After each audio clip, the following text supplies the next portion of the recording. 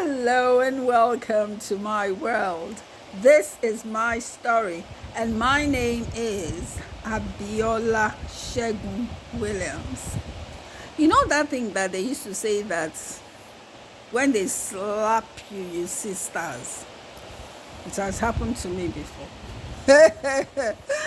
So, my father was the kind of man that he don't used to take any rubbish from anybody, particularly me, I think. Though, all of us as children, we have stories to tell about our experience with him. I think my older sister, she's the only sister I have, my sister got it the best with my dad. He absolutely loved her. I mean, not that he didn't love us, but it was obvious that she was his favorite because he always said that she reminded him of his mom, and I didn't care, to be honest. Anywho, so, and my mouth, my mouth was very sharp. I can't remember what I did that day to my father. I was already a teenager. As I'm retelling the story, I'm really trying very hard to remember what it was I did. But he must have asked me a question that I answered truthfully.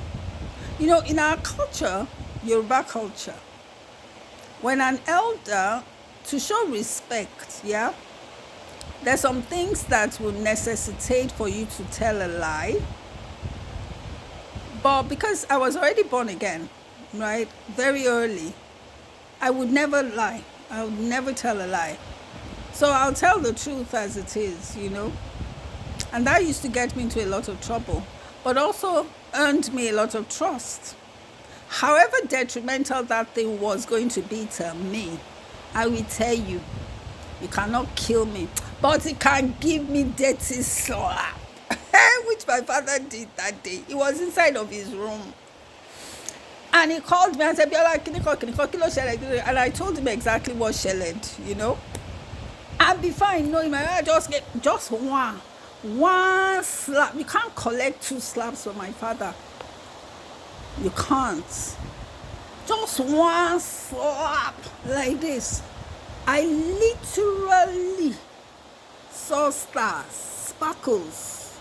I think it was something to do with my education. Maybe he wanted me to study something and I did not want to. And I was saying, something like that. Now gave me this twi. And I just saw. So in my mind, I ran out of the place because there is no human being that can collect 2 of those slaps. My father was in the military. He was in the army. So, very strong man. I ran to the backyard. And I stayed there for the rest of the day. Because I was like, so this thing is true. People used to see stars. People used to see stars. I literally saw stars. And in those days, the fear of my father was the beginning of every wisdom possible. Whilst I'm against battery and assault, right? I believe also there should be a level of restraint. Children should obey their parents.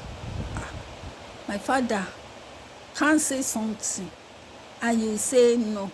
You say another thing, but I used to push my luck. I remember once I had just finished my O-level exams. I was at home. And for some reason, my dad didn't like braids. So I went to do braids. And I knew he did not like braids. But because I was going to be at home for a long time before, whether it was university or wherever I was going next, I needed to be economically sensible. So I went to do braids. I was ready for action. So that evening, my dad was seated near the door because there was no lights in our house in Anthony Village then. So I walked in and said, Possibly. Kilo Simran, what did you do to your hair? I said, I went to do it. He said, yes. What did you do? I said, I did braids. He said, no. What's that other name that they call it? In those days, they used to call it Bob Marley. I said, some people call it Bob Marley, but I don't call it Bob Marley. I call it braids. He said, I don't like it. So I said, yeah, that's fair. That's okay. He said, I don't like it. And I said, that's okay. You're not wearing I don't even know where that boldness came from. I said, that's fine. You're not wearing it. My father was astounded. I mean, this is a typical Ondo Yoruba man who don't used to take any rubbish. And you're telling him that that's fine. He's not wearing it. The man was too stunned to react. And by now, I think I was like 15 going on 16 or 16 going, I was somewhere around that teenage years. I said, I like it. So it's okay since it's not the one wearing the hair. He just looks at me. I said, okay, you can go. I was like, yes, so thank Jesus. That's how I started wearing braids. And because my father was such a man that as strict as he was, you could also talk to him. He would listen. He was a very sensible, he was a very intellectual man, very intelligent man. So that must have rubbed off on me somewhat. So since then, I started wearing braids. And there were things that subsequently that I would say to my father that only me could say. Because I would say it respectfully, but I would say it with a clear mind, that this is what I want. And I was the public letter writer. That's another story for another time. But I used to write my father letters because, you see, as bold as I was, there are still some things after that dirty slap that gave me years before.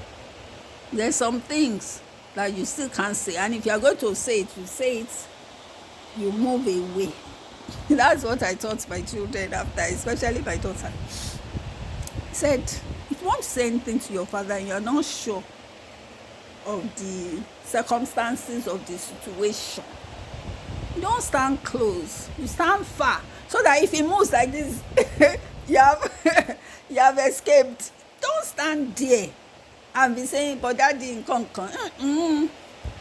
I learned that too as a child, So what are the major life lessons from this one? I'm not sure there are.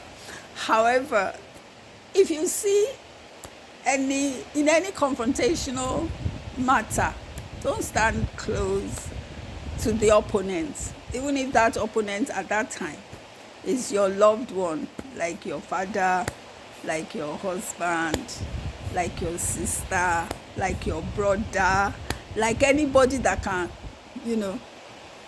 that can buga you. You just escaped. How do you wait for somebody to slap you? Once beaten, forever shy. I don't used to collect slap. No. Want to slap me, except I don't see it coming. Even now, me that I can't fight. I see it coming like this, I flooded. Oh, thank you so much for listening. God bless you.